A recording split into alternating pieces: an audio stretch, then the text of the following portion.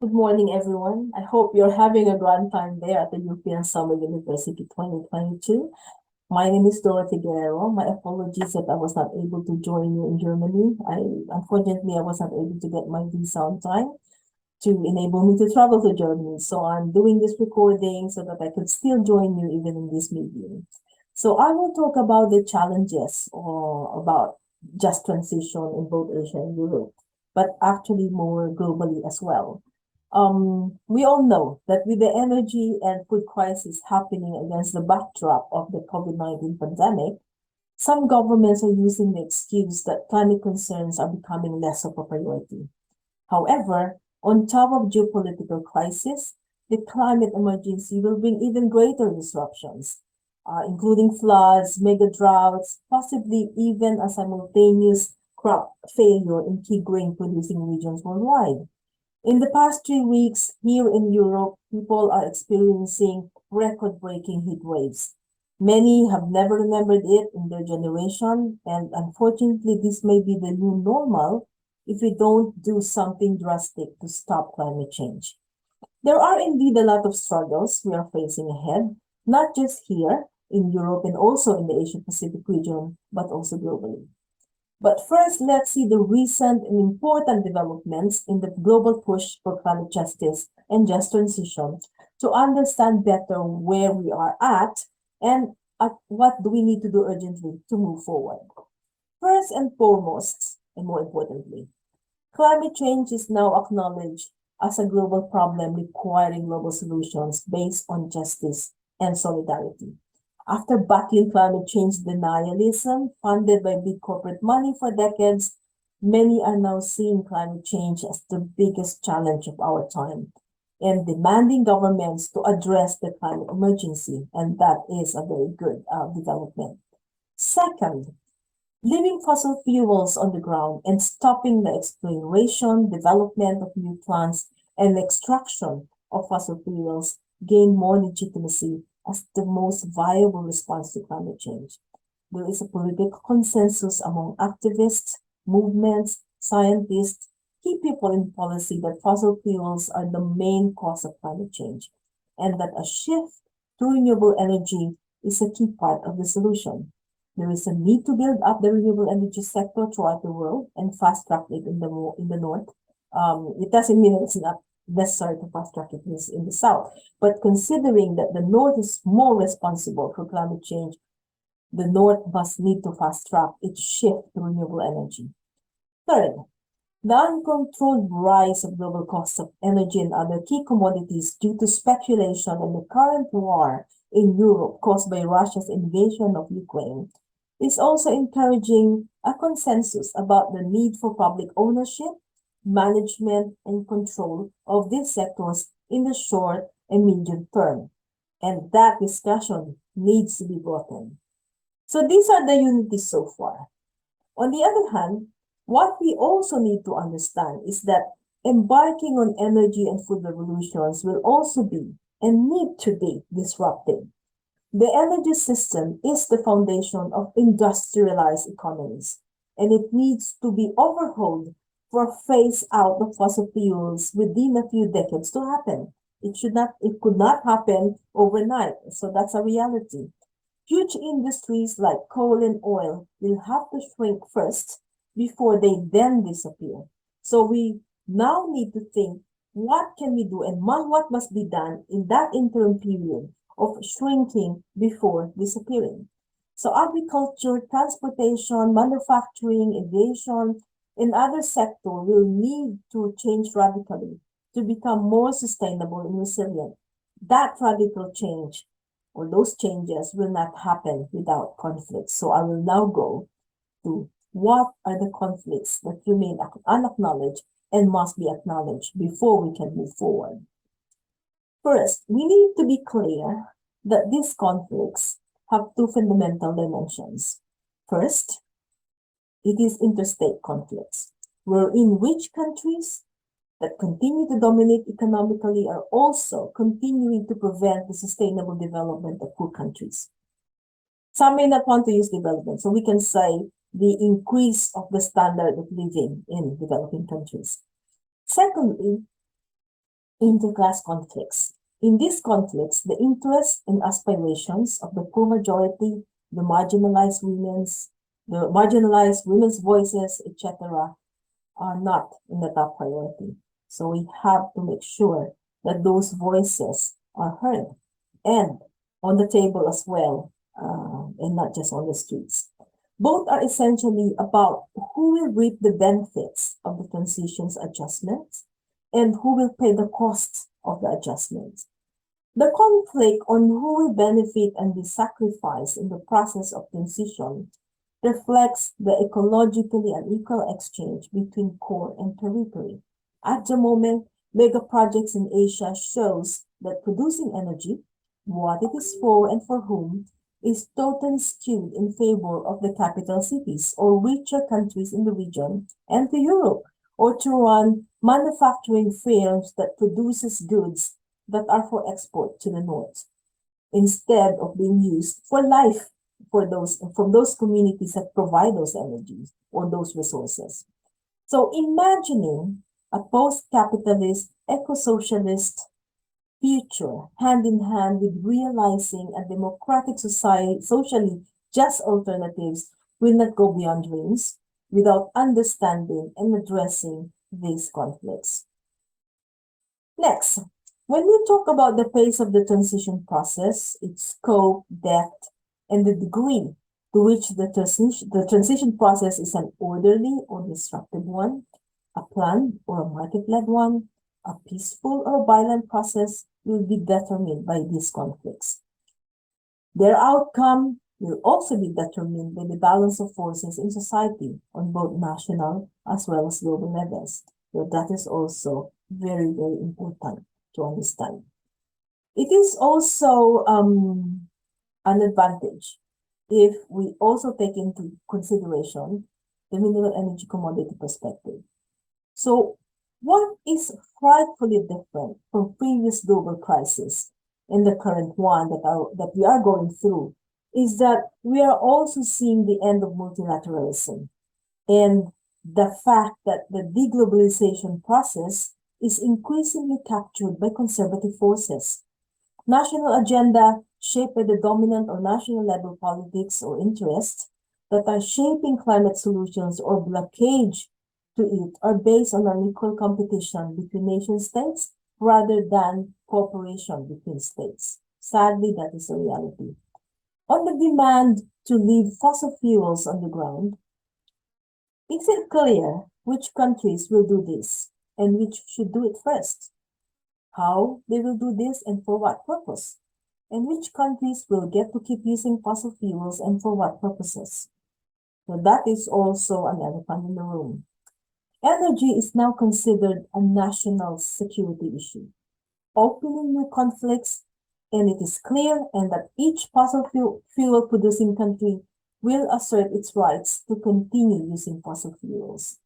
So that is also an important debate. While it is acknowledged that the renewable energy sector should be built up, it is, however, far from clear who will build it up, how and where, and for what purposes they will be built up, what or for them to happen. Which countries control the knowledge, infrastructure, who controls the patents and technologies and exports them, and which will import them and on what commercial terms? Which countries will dominate world trade in the sector, and which countries will be altogether excluded? We could see that in how major rivalries between countries like the US, China, and Germany for dominance in the renewable energy technology sector is happening now. That will multiply even in the future. The outcome of these conflicts will be greatly determined by wider power structures within the world economy and its interstate system, and will be determined by the economic and political bargaining power that individual countries have with one another. It is safe to assume that in this conflict, China, the US, the UK, most countries in Europe are likely to do better than countries in Asia like Bangladesh, the Philippines, or Sri Lanka, unfortunately. So there is a class aspect on these questions. The how, where, and why fossil fuels will get left in the ground, and how, where, and why the renewable energy sector gets built up and accelerated. The movements pushing for just transition needed to elaborate on the pathways on how the costs and benefits of the fossil fuel phase out and renewable energy built up be distributed between workers and communities, or make them equitable on the one hand and between capital on the other hand, and what will the relationship between them be? So the conflicts or continuation that must be considered includes first, although it is clear that from a climate justice point of view, it is necessary to leave fossil fuels in the ground. However, for most fossil fuel producing countries, especially those in the global south, these resources may be the country's key or even only economic resources. On the economic point of view, how will they be convinced to give up their primary source of income? I remember the Mexican president asking, do you expect us to embrace poverty when we can achieve meeting our needs by using our resources? In many European countries, anti-consumerism is becoming a response to the overconsumption of natural resources. However, in the South, and also increasingly in the South of the North, most people urgently need to improve their standard of living and not reduce it. Many countries in Asia are still dealing with poverty and energy poverty. That must be remembered.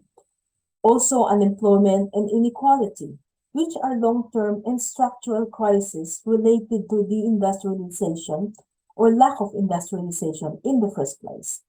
Such problems are unlikely to be solvable without increasing the level of industrialization in these countries, not decreasing it.